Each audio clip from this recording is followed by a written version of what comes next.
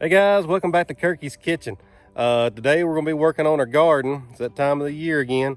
I'm going to show you from start to finish on how to get everything ready. The way I do it might be different from the way that you do it. You do it your way. I was going to show you kind of how I do it here at the house, so let's go ahead and do it to it. Alright guys, here's what's going to go in the garden this year. I keep everything inside or at least in the shade until I get ready to plant it. There's not a whole lot of moisture in these cups. You don't want your plants drying out because it is hot outside right now.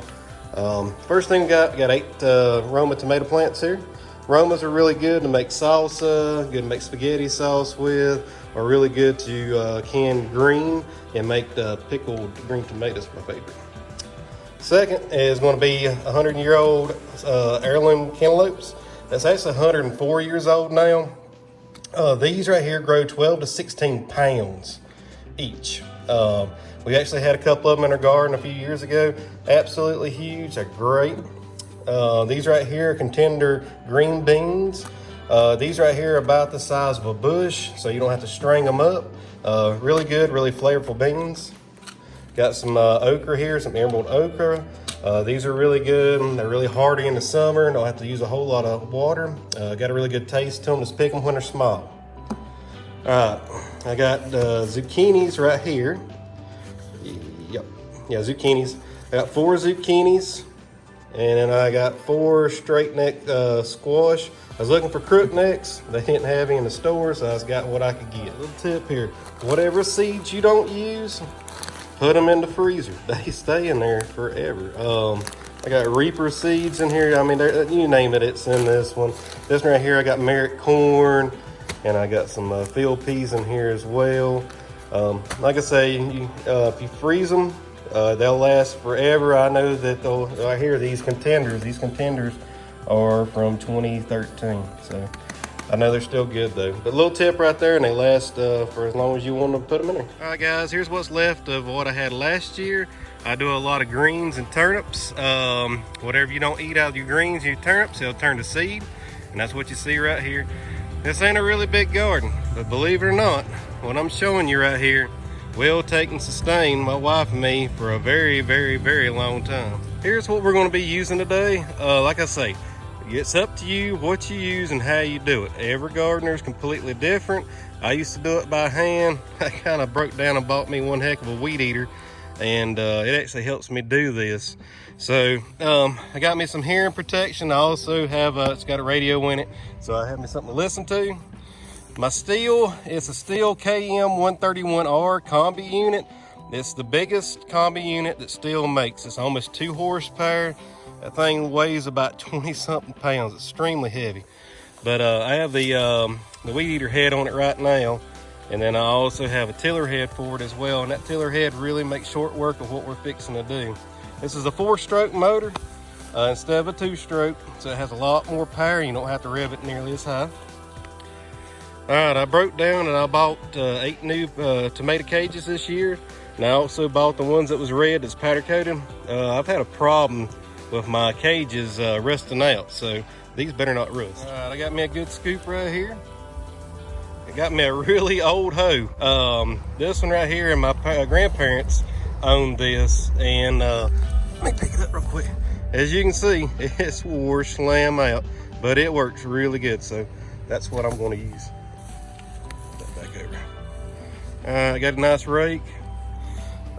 These metal rods, for some odd reason, where I grow my garden, we have a lot of wind, and it don't take nothing to blow these humongous plants over, because they get way bigger than these tomato cages.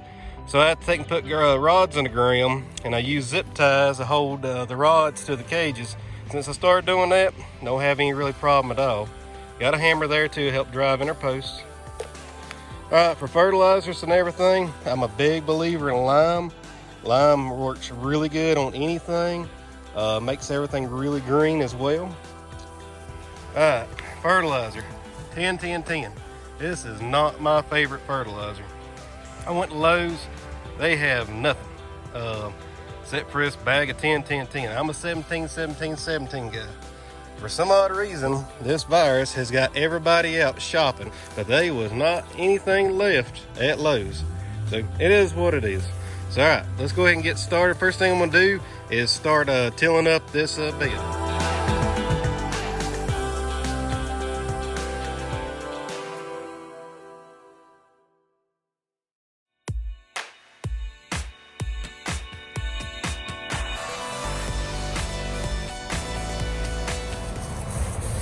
All right, now we got our weed eating done. I'm gonna go ahead and change out our head to our tiller head. Very simple on these combo units. Just unscrew a little lock nut, and there you go. That's it. They can put us this tiller head on.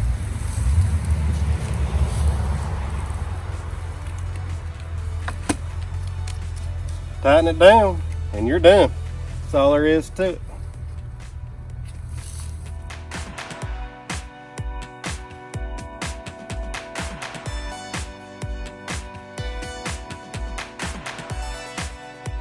Alright guys, that's the first pass. You can see how big of a difference it's made. Still gotta get a few turnips out of the ground. We'll take and do that with the rake though. But I'll tell you what, that weed eater is heavy. That thing will wear your butt out, especially with that tiller head on there. Alright, first pass is done. So let's go ahead and take and rake out as much as we can, then we'll start with our second pass. Alrighty, round one's done completely now. Got almost all the turnips out of here. Looking pretty good. So we're gonna do it one more time. I'm gonna spare you filming this because it's the same thing that you just seen. Looking good, dude. Right, there's the second pass. All I gotta do is rake it one more time now and see what it looks like. It's a ton better already though. Looking a whole lot better now. Look at that. Everything's getting chopped up into the ground. I mean, don't worry about all your greens that's in the ground. Out there's gonna do nothing but add a little bit more fertilizer to it. All right, speaking of fertilizer, it's time to take and put out our 10-10-10 and our lime. We're just gonna take and spread it over really good. We're gonna take and put on the tiller attachment one more time and then take and work that into the ground. Our lime and our 10-10-10 thrown out, you can see it. Nice and evenly distributed. All right, so now the next thing we're gonna do is put on our tiller head and we're gonna take and till this into the ground.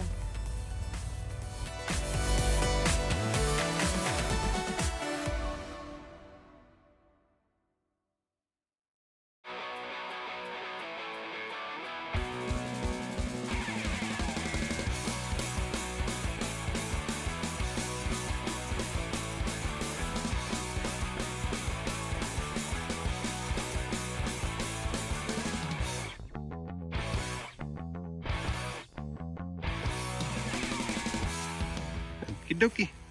We are ready for plants now.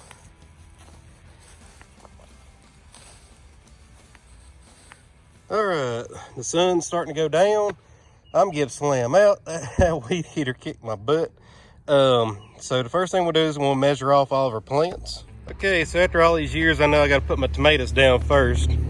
I spaced those out about 2 feet apart. All right, all the way on the other side. I got my squash, I got my zucchini, about 1.5 feet apart on these. Okay, so I walked this out, and from this line right here to this line over here, it's 15 feet. So we got 3 different types of produce we're gonna put in here. So we need to take and walk out 5 feet. My foot's a foot. So 1, 2, 3, 4, and 5. Draw your line. 1, 2, 3, 4, 5, and draw your line. All right, so we have 3 even spaces here, that one, and that one. I took my rod I got here for my tomato stakes and made my holes, as you can see them right here. Put your 2 seeds in there.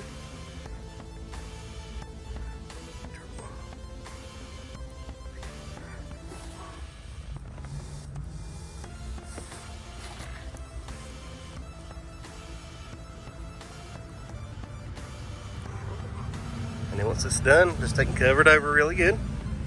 You ain't got to pack it down. And move on to your next row right here. So we're going to take and do our cantaloupe. These I'm going to do not as many. I'm going to take my rod here. I'm going to give me 4 of them. And just like before, we're going to put 2 per hole. Like I say, you ain't going to bury them too awfully deep, but you want them deep enough that they're going to sit.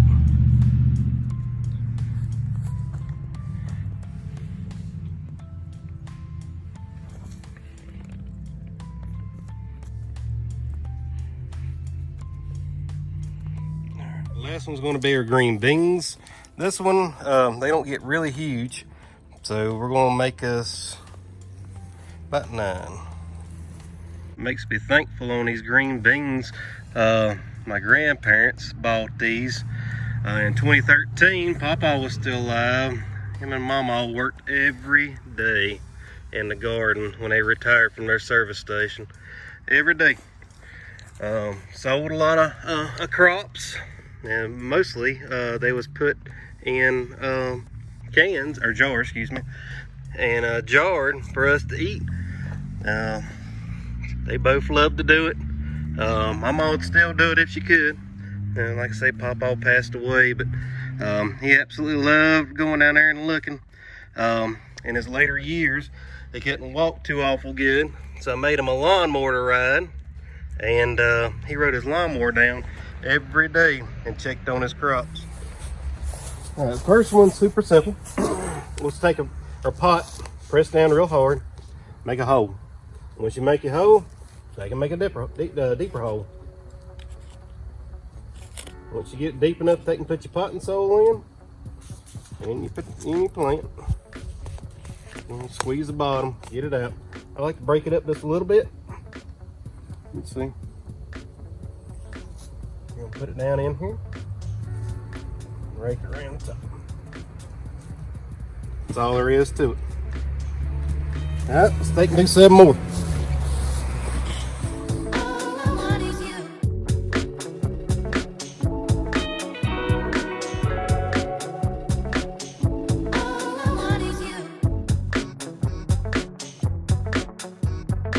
Next thing to do is bring your dirt up against it. There we go. Just like that. Make a mound. We're gonna move on to the next ones. Do them all. Once that's done, we're going to take and side dress it with just a little bit of lime and just a little bit of fertilizer.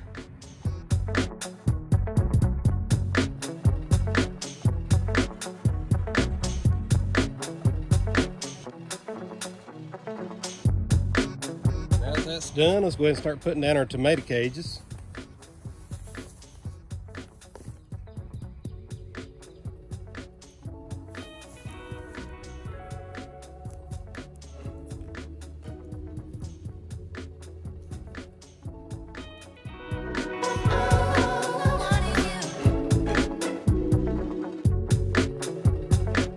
So now we're going to take and drive in our stakes to hold up our cages, because like I say, we have a lot of high wind right here for some odd reason.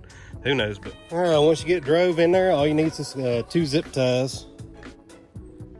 And I take and go up as tall as I can with it.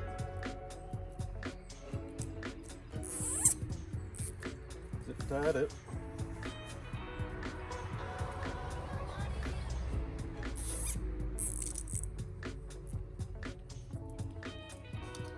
Take my pocket knife and I cut them off. It's a really sharp knife. I mean a really sharp knife. Good knife too. Instead of sharpening your blade on these, you take and hit the button, out comes that, you throw it away, put a new one in, you're ready to rock and roll. That thing right there will skin a deer, a fish, anything. All right, those are all done now. All zip tied up, staked. I got the back one stake on the front side. These right here has 2. Those right there is going to stand up to anything that comes our way, I hope. All right, let's move on over here to our zucchini and our squash now.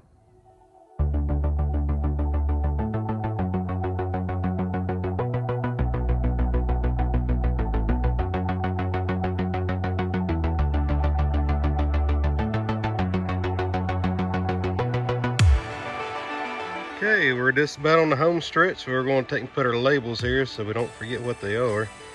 I took one of the older labels here and put a sticker on top of it. So this one right here is okra.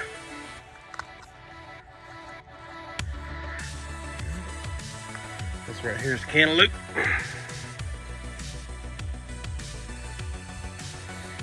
This right here is green beans.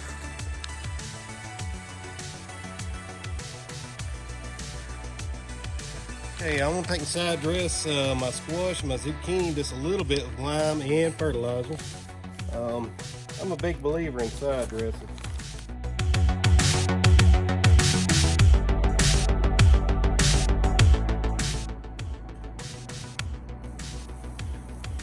All right, that's what I'm talking about.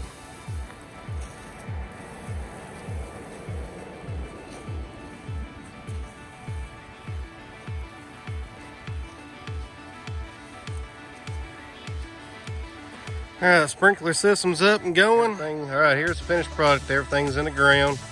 All the cages up, all the stakes are up, all the sprinklers up. We got our tomatoes, got our okra, we got our cantaloupe, got our green beans, got our zucchini, actually squash, and then we have our zucchini right here. Hi guys, it's been a long day. I'm tired, I'm burnt. You can see it on my face here. I hope you like what you've seen. If you have any comments, just put them down below. If you have something you'd like to see, just let me know as well. I hope y'all had a great time today. I'm gonna give out. But I appreciate you coming by Kirky's Kitchen, and we'll talk to you later.